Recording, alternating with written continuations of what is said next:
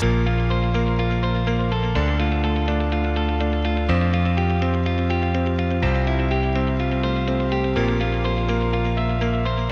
to Mountains Made Low, where we help you encounter the love of God and live well in the modern world. I'm Dennis Mueller. And I'm Christine Reagan. And so, as promised in last week's episode, one of our resolutions this year is to delve into some of the moral issues facing our time. And our goal is really to help people to really understand the church's position more clearly. And then live in light of that. Like, how are we supposed to be ordering and directing our lives? That's what the church teaching is all about. It helps us to live the way that God desires us to live. In a right order. Yeah. And if I'm being honest, I personally, I don't think that we as a church, and by church I mean Catholic Church, I don't think that we articulate effectively our moral teachings in a way that helps people to understand the why behind it. No, I think historically maybe I'm going way, way back. I think maybe the church had a reputation for articulating things in a way that was, I don't want to say too strong, but because you can never be too strong with the truth, but just the way that it was relayed was off-putting. Maybe it was filled with anger or a lack of love. I don't know. It's more of just, you do this because you have to do it. It's almost authoritarian. Yes. And so I think maybe the church, we've done a complete reversal of that. And now we're so reluctant to even offer the truth because we're worried about how it's going to be perceived because of maybe how we articulated it in the past. Well, we're worried about how it'll be perceived, but I think sometimes for the people who have to deliver that truth, they're worried about how they'll be perceived. Agreed. And so everything kind of gets stymied in this process. We're not equipping people to be able to do it in the first place. So one problem leads to another problem. And what's the result? The result is that people don't know anything. Yeah. They don't know the truth. And they're just going off of their gut, whatever that is. But the one thing that's kind of trending today is people that are searching for truth. You're right. People are really longing for truth, especially young people. And the church has really been blessed over the last few years in experiencing like this resurgence in the church for youth and others seeking to enter the church because they're searching for something that is substantial, that really does feed them in a way that they've never been fed before. And they want to understand, but sadly, many in the church who can or should speak to this often don't. Our pulpits are silent. Adult faith formation on these topics is sorely lacking. We have Dennis to thank for that. Just kidding. Just kidding. No, we have Dennis to thank for the good things that are happening in the church. And even in our own Catholic elementary schools and high schools, the teachers, I know this firsthand, they gloss over the topics or skip them entirely because they're afraid or they don't feel like they can handle it. And so we just pass the buck to the next person where there often isn't a next person to pick up that baton. And I see that too, working in the field of education. I've seen it my entire career. And man, I got to tell you, like, I get it. I mean, it's hard and these topics are divisive. They can be polarizing. And rather than face them head on with love and compassion that comes from Christ Jesus, we look the other way, and a lot of times we even try to change the topic to something more palatable. Yeah. And I just don't think Jesus was a particularly palatable figure. I don't mean to say that he was intentionally off-putting, but often when you stand for the things that are good and true and right, you're going to put people off. Right. So it's just a natural consequence of maybe the truth in a sinful world.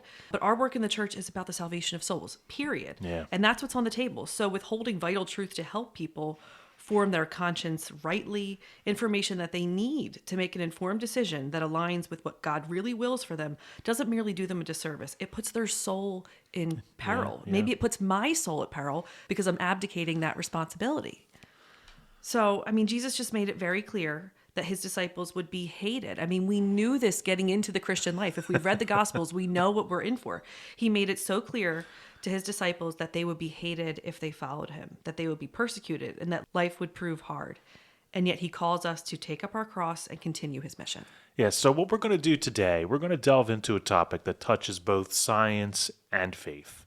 And that topic is going to be in vitro fertilization, most commonly referred to as IVF. IVF. I mean, we're really starting off the new year. We could have started with something a little bit more simple, but why? Sink or swim. Yeah. Last February, interestingly enough, the Trump administration issued an executive order that actually increased access to this treatment, which has been hailed by proponents as being very pro-life and very pro-family. It kind of seemed like people on both sides were like, oh, this is a good thing. This is a good thing. It made everybody happy for the most part. Not so much, because if based solely on outward appearances, IVF certainly seems to be an accurate and truthful claim when it comes to being pro-life and pro-family technology. But when we take a look deeper into the nature of IVF and set all of the sound bites aside, IVF at its core is anything but pro-life or pro-family. And so we just want to unpack that for Yeah. people today to help them to see where the moral issues are here and what the church actually says about this particular practice, Yeah, this because technology. Yeah, because on the surface, it sounds amazing. We're Catholic, we're pro life. Why wouldn't we be for something like this? Before we get into any of that, we really want to be very clear that the desire to have a child is a beautiful, divine desire of the human heart. It's a natural hope, I think, for the human experience. I'm not saying that everybody has to experience that hope for a child, but when you do, I think it's very natural. And the problem with IVF is not that it's seeking to serve people who have that desire. The problem lies somewhere else. Again, for many couples, infertility is a really painful reality, and IVF is often presented as a solution to that pain, not just by society, but within the medical field itself. The problem with IVF are the means that are employed to get to that end. It's got a seedy underbelly of corruption, immorality, and violent practices to get to that end. With IVF, the truth is, and why the Catholic Church and the Catholic faith is against it, is because the end cannot justify the means. And I don't even think people think about the means when they just want to get to that child. You know, they don't care about whatever method you're taking. Oh, if there's a baby at the end of this, well, that's a good thing. Why would anybody argue with Right. that? We just see the possibility of a precious child at the end and say, by any means necessary. So the moral question we have to ask is, can we really say that? Should we really be doing these things? Yeah, and as Catholics, when we approach this issue, in fact, any moral issue, we have to approach it with compassion for those who suffer, but also with this commitment to the moral truths revealed by God and taught by the church. I mean, you can't have one without the other. So again, at the end of the day, this is all about the salvation of souls. And some might be saying right now, well, there's nothing in the Bible or in Revelation that speaks to IVF, so neither God nor the church has anything to do with this.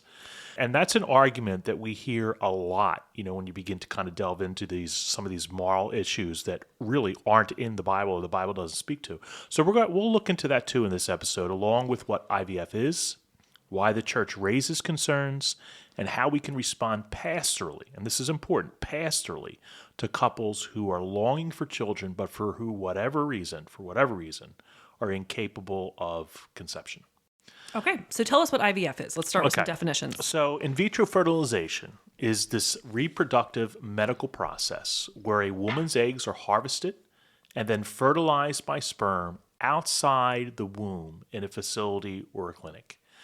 And so embryos are created and then are implanted into the mother's uterus in the hopes of achieving pregnancy. Okay. So again, you can see where this is it's a medical procedure. Things are being done to help a woman, help a couple to conceive a child. It almost sounds like you're going in for like routine, I don't know, like a colonoscopy of some kind. I wouldn't know anything about that. I'm too young, but you might. So, but I mean, when you think about everything you just said, I mean, that's a pretty stunning scientific achievement. It's amazing science. Yeah, it is. Doesn't mean it's good necessarily. Right. The thing is that science alone doesn't answer the deeper moral questions. Just because we can do something does not mean that we should. And so the church asks, and our faith has to motivate us to ask, does this process respect the dignity of human life and the sanctity of marriage? Because that's really what the church is interested in, because it gets to the heart of the human person and what they were made for. And I know that even asking that question makes people tune out. Because again, if you get a baby at the end of it all, isn't that the only thing that matters? And we would say no, not necessarily. Our faith has something to say on the matter, which the church applies to IVF. And here's the thing. We should start, as we go through this conversation about IVF, we really should start with marriage and family and the ends of marriage. And we should use words like unity and procreation. And we will, but we're not going to start there. We're going to talk about the ethical concerns about IVF first, because I don't think you need to have the eyes of faith to be able to see how this might be a dangerous practice. And again, when you get into moral issues, if you begin to start with religion, sometimes that can lead some proponents of whatever it is, this moral issue, who are for it, just to begin to tune you out, because it's not an argument that they buy into at all. And so sometimes we have to find that common ground. And that's where you kind of get into the ethics and the Right. morality. Like, would we agree that this is maybe not a good thing? Or Right. that this could be dangerous? Or So that this is... if we point out some of the issues and the concerns with the procedure, we can have a conversation there and then eventually lead into the faith aspect of things, what God has to say about all those things. Yeah. And this is minimally, this is ethically sketchy. Yeah, well, so we're just going to highlight some of the ethical concerns that IVF raises to kind of get them out there on the table, because some people might not be aware of this. They just realize I would say that most people don't. it's just a procedure that helps a couple to conceive. IVF raises several ethical issues, and one of those issues is embryo destruction. In the process of IVF, multiple embryos are created, and not all survive. Some are discarded, some are frozen indefinitely, and some might be used for research purposes. And we'll touch on each of Yeah, those. so we'll look at those. But why is this a moral concern for the church? Well, the church teaches that at the moment of conception, the fertilized egg becomes a human person and has a soul. So creating a human person outside of the conjugal act of marriage is a grave moral concern for the church. The reproductive industry doesn't recognize the personhood of the embryo because it would raise an eyebrow about the reality of what happens to the embryos at various stages of the IVF process. And something I'd always like to point out to people is, what they say, you're talking about a fertilized egg. You're talking about an embryo. Like, that's not a baby. And I always say, well, what's it going to turn into as it evolves, right? If it doesn't start out as life, it does not automatically become a life at a different stage. It's not going to start out as something else and then become a human. It's not going to start out as something else and then become a baby. It continues on the trajectory that it starts at. And so I just always think that's crazy. It's not going to be a lizard and then become something else, right? This is where human life begins. And if it's a person at the end, it's a person at the beginning. Mm-hmm. So why is this a moral concern for the church? If an embryo is a person and that's life at its youngest and most vulnerable stage and it's being destroyed, well, that's what an abortion is, right? An abortion is a destruction of human life at that youngest vulnerable stage. Society and the industry won't use any of that language that involves a baby or person or life, because then they would have to recognize the truth of that destructive act and they would have to call it an abortion. Yeah. Or they'll call it something else, elimination, reduction, something else. Yeah, and I say this all the time, words matter, right? And just to kind of give you an example, I think it was in July of 2024, the state of New York removed the requirement that fetuses aborted after 24 weeks be treated as human remains and transferred to funeral homes for burial cremation. I mean, that was huge because 24 weeks was always considered the period where the fetus could be viable outside of the womb. Yeah, I think it's like 21 weeks is like the absolute earliest that a child has maybe survived. So, and what's crazy is that you get an anatomy scan around 20 weeks. So, I mean, an anatomy scan is when you can see the whole child. I've had several. That baby is substantial. And you're like, oh my gosh, I can see all of their fingers and toes. I mean, and you're telling me a baby that has evolved another month, is even larger. But here's the thing, and this is where the language thing comes in. The New York Department of Health coined the phrase conceptus to refer to those fetuses. So rather than referring to them as human remains, they referred to them as conceptus. You have to understand the industry doesn't want to use language that humanizes the process and admits the truth that we're dealing with human persons here, because that would raise all sorts of red flags for people. But if we begin to use language that is inhuman, that is scientific, that is medically accurate, then we can avoid all that and skirt the issue. But if we get back to IVF, not only does this process create a surplus of embryos that will not be implanted, it tests and rejects those embryos that are selected for implant if they are considered defective. So why is this a moral concern for the church? Again, it's rooted in the dignity of the human person. To destroy an embryo because it is considered defective or abnormal is abhorrent behavior in the eyes of the church. This might be because it just might be because that the child or the embryo has been deemed to have a higher risk of miscarriage.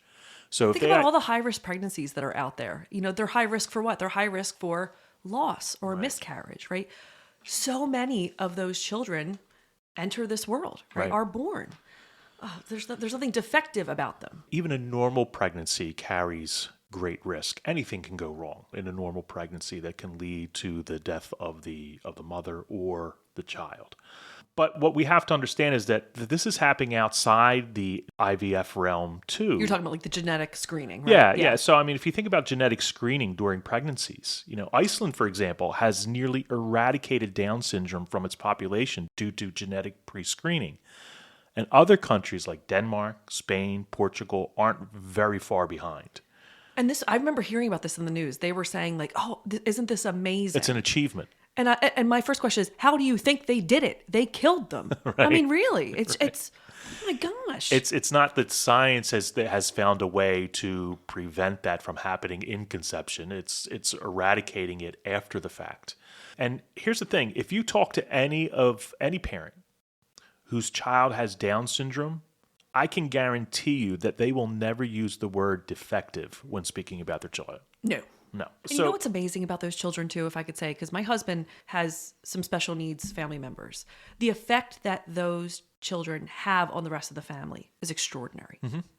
I'll just say that. Yeah. It's amazing. Yeah, and it doesn't mean that it's not going to be without hardship or difficulty. Truth, totally. Right? Or unpleasant, challenging moments, even financially. But they're valuable, and they're unrepeatable, and they're dignified, and they're beautiful, right? There's also another thing with the embryo destruction that takes place in IVF is the freezing of embryos. That has to be taken into consideration too. Sometimes a surplus of embryos are created and are not discarded, and then are just left in a frozen state indefinitely. So say that in a different way. There's a bunch of frozen babies in a freezer somewhere that are just there, unattended to. Right. Yeah. We have to understand with the in vitro fertilization, it's not we just fertilize one egg and implant it, because the success rates would be pretty low. Mm-hmm. We'll kind of get into that a little bit more in a second. So there's always multiple eggs are harvested, multiple eggs are fertilized in this process, and they're literally put on ice. These embryos, these children are put on ice until they're needed. Mm-hmm. And if the couple achieves a pregnancy and they determine that there's no longer any need for any further children, they don't want any more children, then those embryos remain on ice indefinitely. Or sometimes I think the parents can sign release for those embryos to be used for scientific research if they're not going to be used. So embryos are often either just left in stasis, or they're donated to research facilities and being used for testing purposes and are... What's the result of that? If you're going to be tested on, ultimately, are you going to live? No. I mean, they're using them for scientific research and stuff. Nice use of stasis, by the way.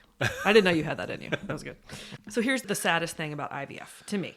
It's something called selective reduction. So because a woman is usually implanted, they make multiple embryos, and then they often implant multiple embryos. And this is what leads to your sextuplets, your octuplets, those big pregnancies, because what happens is they're only anticipating maybe one or two being viable, and then they all are viable. And so because a woman is often implanted with multiple embryos, hoping that one will make it, because, I mean, this does not have a particularly high success rate. Sometimes more than one survives the process. But let's say the parents only want one child. Well, often what happens is that the pregnancy is what's called selectively reduced. Just a phrase that just makes my head explode. Doctors and frankly the parents of the children decide, or they give consent for the unwanted children to be terminated, to be aborted. And they'll often do this after a period of time of observing which child has a higher rate of success, has more desirable traits or stronger genetics, or who seems to be healthier by some metric that I don't quite understand. Then they're eventually reduced. I mean, what does all of this mean? Think about that. And what it's called is, you talk about the lack of personhood. It's called the selective reduction to a singleton. A singleton. A singleton, because I just want one. I just want one baby. So they'll reduce one singleton. They won't call it a baby. They won't call it an embryo. They won't call it anything, life, person, child. They'll call it a singleton. So they've reduced one singleton in favor of another. And you have to remember, like, when we begin to use this type of language, this is all about rationalization. Mm-hmm. And we see that in the very beginning of the story with Adam and Eve. Eve rationalizes the choices she's about to make. It's good and pleasing to the eye.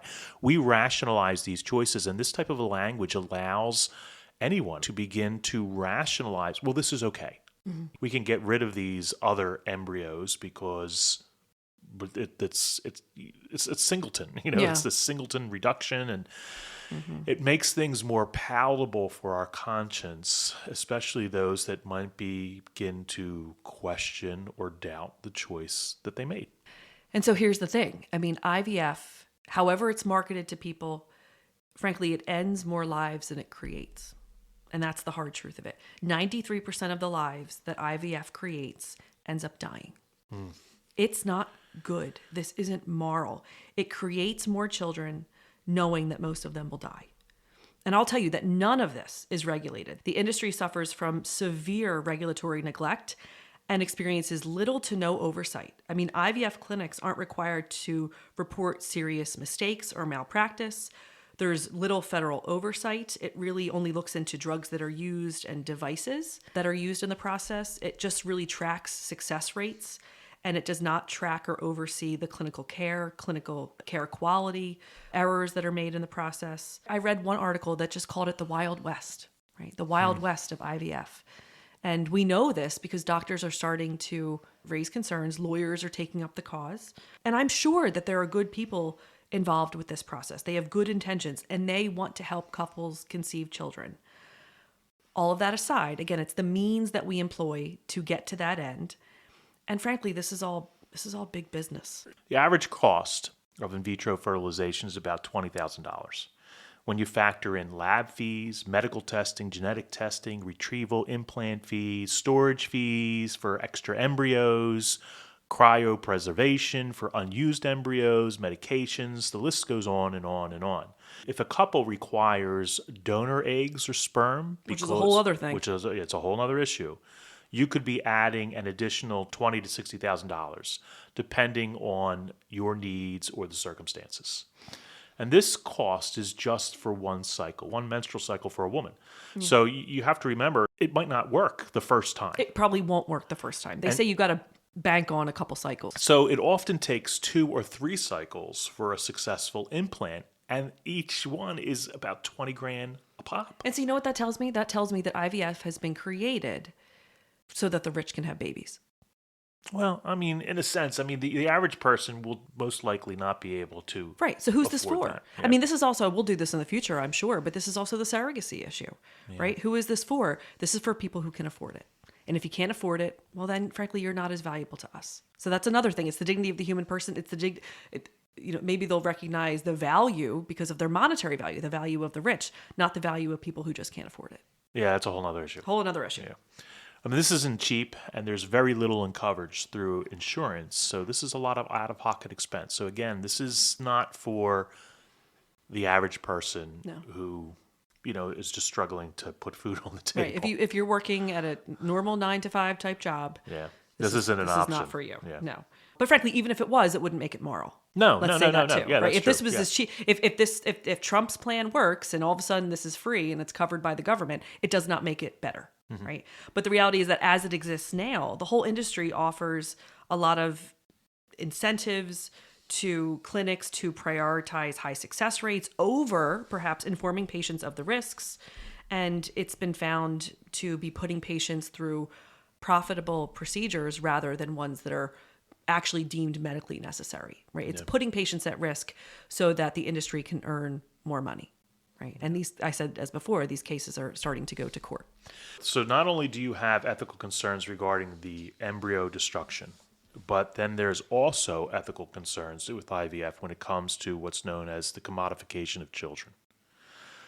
There is a real danger in IVF of treating children as products of technology rather than persons with infinite dignity. And commodification is the act of turning something into a commodity that is bought, sold, or traded. That's what that is. So when it comes to IVF, genetic screening not only gives parents the option to reject anything considered defective, as we've already noted, but it also allows us to select the sex of our child.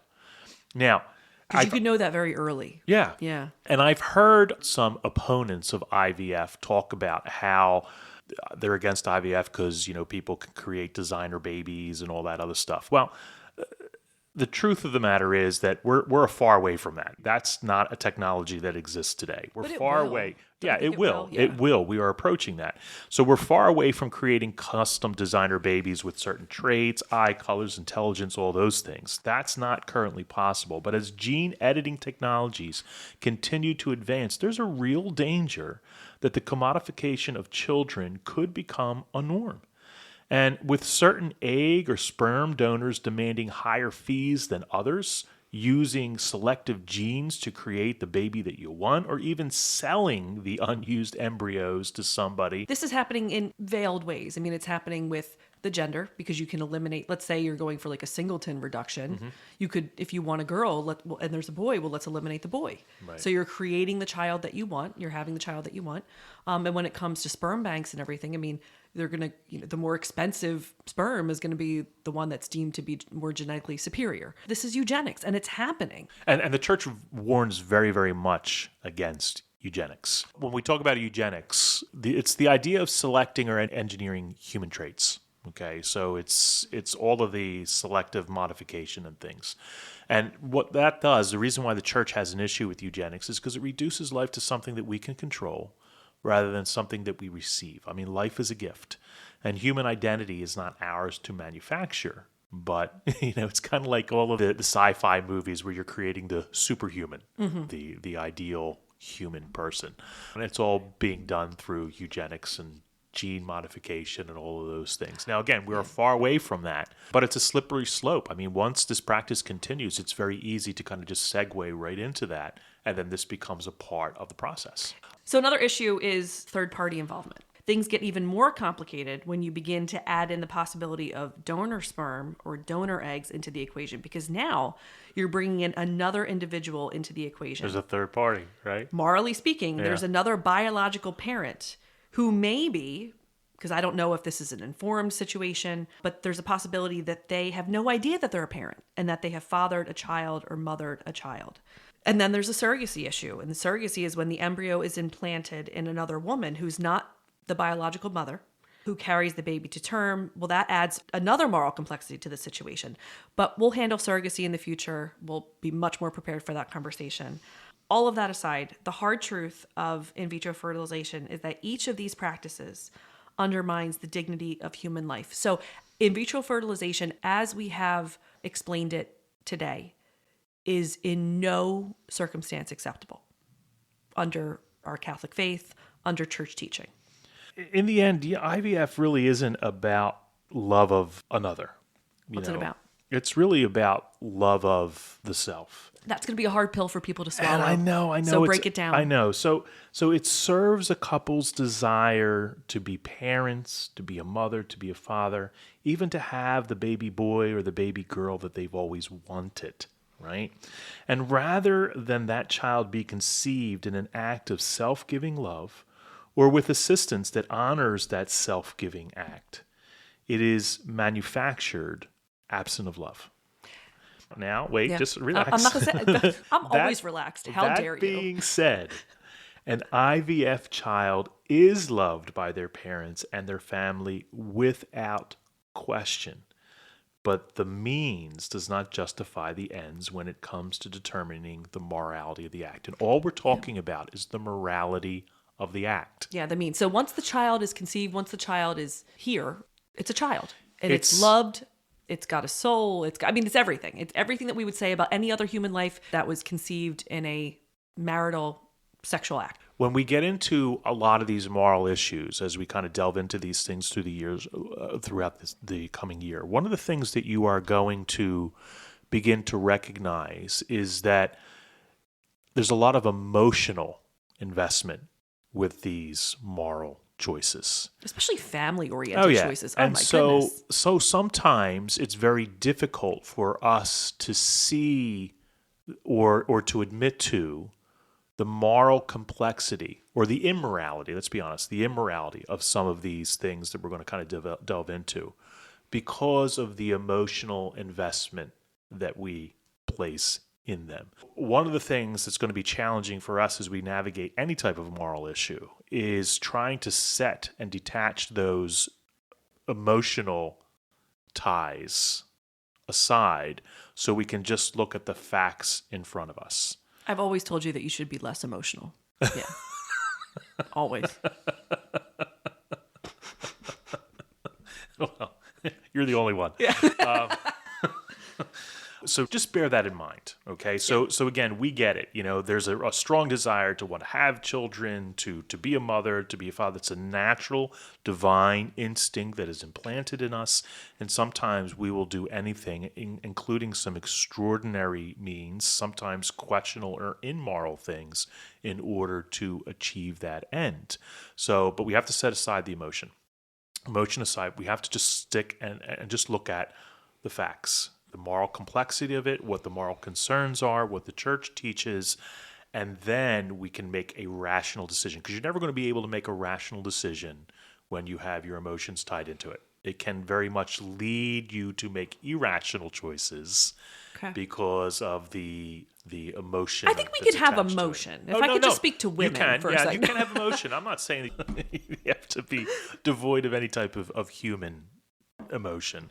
But we have to be very, very careful that human emotion doesn't taint rational choice. Sure. So, what does the Catholic Church teach? The Catechism of the Catholic Church teaches that marriage is both unitive and procreative. And we said that at the outset of the episode. This marital embrace that we have is meant to unite the husband and wife as one while remaining open to the gift of life. And so the sexual act is a total and complete giving of yourself to your spouse and vice versa. Now, this gets into a whole bunch of different issues when we talk about that. The church says that this is isolated to the context of marriage, sex outside of marriage. We're not even going to go down Right. There's that a lot of rabbit things hole. that we're saying, like, where God wills that only, number one, only married people have sexual intercourse, and that children only come from that sexual union of the married couple. So this kind of whole conversation about marriage and family and children and unity and procreation are predicated on God's design for marriage and family. Yeah. Right. So here's the thing. So when it comes to the sexual act and what Dennis called marital embrace, I've never been a fan of that phrase. I don't know. It's just like married couples have sex. Can we just say that? I don't know. It's not my favorite. I'm perfectly fine with that, but I'm coming at it from the church perspective. Sure. I get it. Yeah. So here's the thing when it comes to sexual intercourse of a married couple, and it has two ends, right? A married couple has sex for two purposes. It unifies the couple and it has the hope of biologically producing children. Okay. We cannot violate one aspect of that sexual act in favor of another. And this is why the use of contraception is immoral, because the couple is placing an obstacle that is preventing that complete gift of self, particularly their ability to be a mother or to be a father. So it's a violation of the procreative aspect, or what we call the end of marriage in a technical way. And the unitive aspect. Yes, but I think it's a more of a violation because the unity is still... Oh. No, you're not. You're saying I'm going to give you my complete self in this act, except my ability to be a father or my ability to be a mother. True. So there's something that's withheld. So it violates the unitive and the procreative act. Yes, but procreative first. Would you agree? I would say both are viable. I mean, you're right. Because the idea is like not every act is procreative or can be. So fine. So I think it's more the unitive act, but as a side effect, procreative as well. Okay. Yeah. Okay. That's a conversation That's for a whole another conversation. time, right? I'm doing everything I can within myself not to restrain. Yeah. That's good. I could see the restraint on your face. Thank you. Well, I hope you're proud of me. I am. We're going to continue. So that is, I would say it's a violation of the Procreative Act. Dennis has a really good point. But then let's switch the conversation to IVF. IVF separates conception from the unitive self-giving element of that sexual union of marriage. Right. IVF reduces the procreation to just a technical procedure that does an awful lot of harm in its pursuit of what it considers to be good. And we'll say again, children are always good. Yeah. But it's not by any means necessary, right? Again, 7% of those children live, 93% die. IVF treats a husband and a wife as like raw material. Again, just because we can doesn't mean we should. Our Catholic faith emphasizes that children are gifts. And this is another really hard pill to swallow, but children are not a right. In the same way, I might say that marriage is not a right. And that would lead us into a conversation on marriage and homosexual unions. We cannot claim, if we go back to the conversation on children and IVF, we can't claim a child as something that's owed to us or something that a couple deserves. Rather, each child is a unique person with a unique soul that's entrusted to us by God, And right? Or should be entrusted to us by God. yeah. And we have to remember, too, that the church's teaching is not meant to condemn infertile couples. We have to remember that the purpose of the sexual act, again, is twofold. It unites the couple and strengthens their bond and their love and is open to the possibility of children. And too often, I know you hear, and because I hear it all the time in my ministry, that the church views the purpose of sex as limited to the creation of children. The church views sex and marriage as just for the procreation of children. That is very different from what the church actually teaches. In fact, the church would emphasize the unitive aspect of marriage because that happens in every sexual act, or should happen in every sexual act. Whereas the procreation is you have to be open to the possibility of children. Right? You can't bring in something foreign into that dynamic that's going to be preventative to conception. The church's teaching is there to safeguard the truth that life is sacred and marriage is a covenant designed by God, which in the eyes of the church is why it's considered a sacrament. Okay? So how do Can I say one other thing? Sure. We've kind of left no stone unturned, I think. Okay. But we have not mentioned one thing. The way that IVF clinics obtain the sperm is often through masturbation, which is another immoral, grave action. And that's a part of the conversation that's often left out. Yeah. And you know what they do at these IVF clinics? They tell the dad to go into a room where what's there? Porn. Give us your sample. I mean, this is a real this is a real thing. So it's an immoral industry to begin with. I mean, there's other immoral activity that's going on. And I think that should really be mentioned. No, that's true. Did you ever think about that? No, I mean, I did think about it, but when we were putting together the episode, it's not something that just kind of came into my mind. Yeah. But I was aware of that. Sometimes it's made fun of. I've seen it like mentioned on. You see it in movies. And TV shows. There's a lot of all right, movies. Dad, and like everything gets uncomfortable. It's like, well, why? It's like, well, why do you think it's a joke to the people who think it's funny? We don't often think it's funny. We don't ever think it's funny, but. So how do we respond pastorally to people that are struggling with conception? Well, Because infertility, we don't mean to diminish anybody who's experiencing any infertility. I have seen it firsthand. It is a terrible cross to bear. Really, really painful. it is. Yeah. But we have to pause and we have to remember that the church is deeply aware of the suffering that couples endure when faced with infertility. And reconciling their very strong and natural desires to be a father or a mother with their inability to conceive has to be handled with great sensitivity and compassion. And that has to be central to any response, any conversation that we have. So the truth is that there are morally acceptable alternatives to IVF that the church does support. Natural family planning methods can assist in conception, and any fertility doctor worth his salt will start with natural family planning before jumping into a conversation about IVF. Within the model of natural family planning, there's also like restorative technologies and NAPRO technologies, which can be quite expensive, but it's not what we're talking about.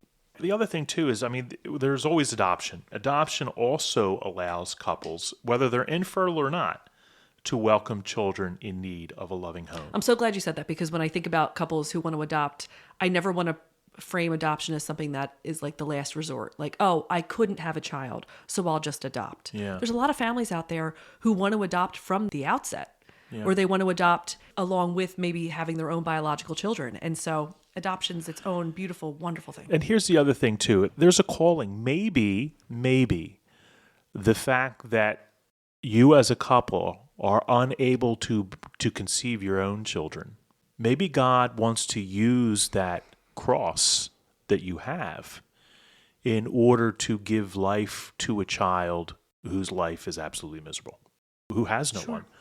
And so, but again, it's not a last resort. It's no, it's not a last resort. And I know you don't think that. No, I don't. But I always see it as a distinct possibility that God is going to bring good out of this cross that you bear, because he's going to have this child who's in need of adoption to be put into your hands, where you will love this child intensely, and provide that child with the life that child needs and deserves to have. Also foster parenting. But this, it goes into it touches every area of life, this conversation. It's like, oh my gosh. It is. And that's the problem with when you get into morality. It's like a spider web. It just creeps into everything else. We've touched on a lot of things today because this is where the things go. It's a difficult topic to talk about, and nobody wants to talk about it because it can lead down a whole bunch of avenues that you're not maybe well versed in. Yeah. It's a challenge.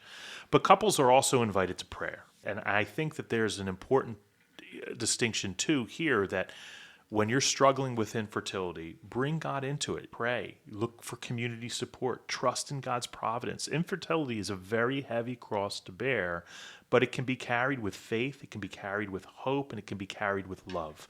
And the church's teaching is not a denial of a couple's desire or ability to be parents, but really a call to uphold the dignity of life while accompanying them in their pain. That's and well so, said. to wrap this up, there's a lot more to be said on this. Like a 45-minute episode of the morality of IVF is never going to be an immersion. I mean, there's so much stuff to take a look at here that we want to provide you with some guidance on where to go next. I mean, it's a complex issue. It is. It's complex, but the church's teaching is very clear. Every human life, from the moment of conception, is sacred. Marriage and procreation are inseparable. God is the author of life. I feel like we're just kind of like checking the boxes real quick before we go today. But God's the author of life. Children are gifts, and they're not commodities, and they're not rights. Think about this. Is it what's best for them to be created in a loving act of unity of their own biological parents? Yeah. Can we not say that that is the most ideal situation and then work from there, as opposed to the other things that science would allow us to do? Yeah. Right. And as Catholics, we're called to uphold these truths with compassion and conviction. And so we have to speak the truth in love. We have to offer support to couples while remaining faithful to God's design for life and for marriage. And those who wish to maybe look into this a little bit more, to delve into, to get an even better understanding of this particular issue and the moral concerns of this, I recommend resources from the United States Catholic Conference of Bishops. They have a great document called Begotten Not Made, a Catholic View of Reproductive Technology. It's a really, really good document. It's a good starting point that might even kind of pique your curiosity about some of the other things that the document speaks to, so you can go and look and delve even deeper for your own edification to help you to understand why things are morally questionable or immoral. Yeah. Dr. Haas, in that document, he explains very well what that selective reduction is all about. That's a really valuable piece. And we have to understand too that some of these things, they're gravely immoral. And so it'll help you to understand why the church takes that position and help you to understand the why behind it.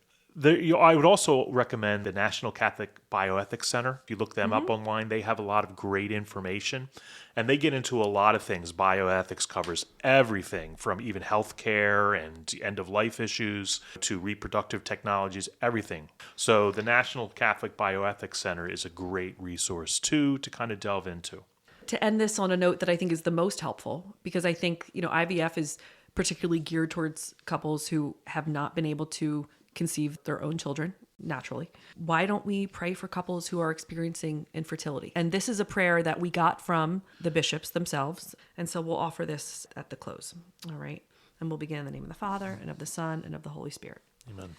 God, our Creator, by your love, the world is filled with life. Through your generosity, one generation gives life to another. And so are your wonders told and your praises sung. We look to you in our love and in our need. May it be your will that we bear or adopt a child to share our home and faith. Loving God, be close to us as we pray to love and to do your will. You are our God, nourishing us forever and ever. Amen. Amen. In the name of the Father, and of the Son, and of the Holy Spirit. So, I mean, we hope that you are open to the countercultural explanation that we offered today. And this is to equip you to live better in the world and to share this truth with somebody who needs to hear it, because the church is against this practice for very, very important reasons. Yeah. And this kicks off the year of morality with Dennis and Christine. Mountains made low. Here we go. Right, here we go. Right. But no, I mean, I don't think either of us are afraid to get into any of these issues, but we want to do them responsibly. All right. We'll see you next week. All right. God bless.